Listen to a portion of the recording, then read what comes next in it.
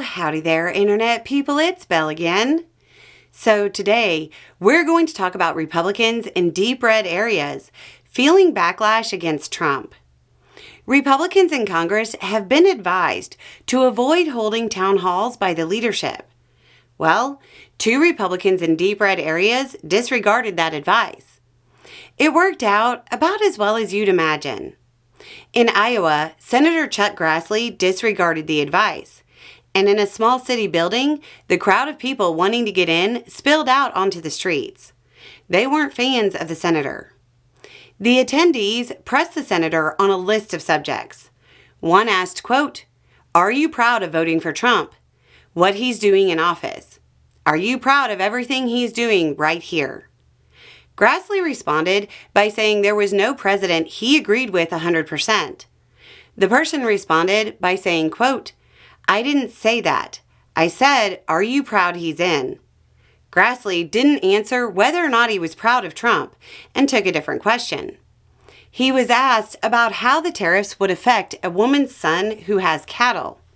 He said, quote, "It's too early to make a judgment." Well, I can provide a little insight. Just with China, the cattle trade is worth about $1.6 billion.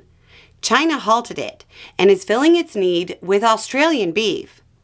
I don't think it's too early to say it's going to hurt the cattle industry. In a deep red part of Georgia, Marjorie Taylor Greene held a town hall. That went even worse. Multiple people were removed by law enforcement, and one was tased when they tried to re-enter.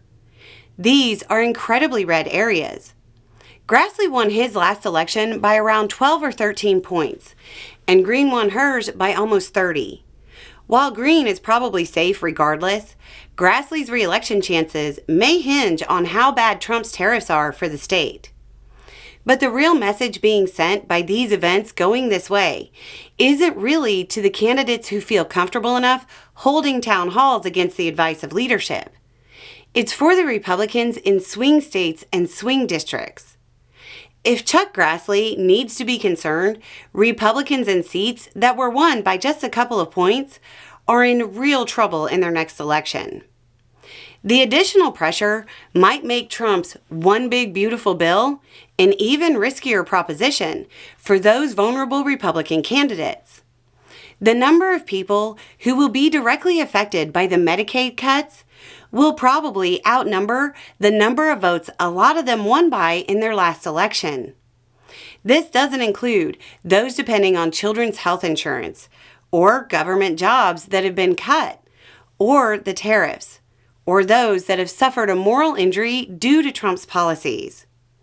As the clock ticks down, Republicans in Congress are going to have to start taking stock of whether they're willing to make a risky vote closer and closer to the election.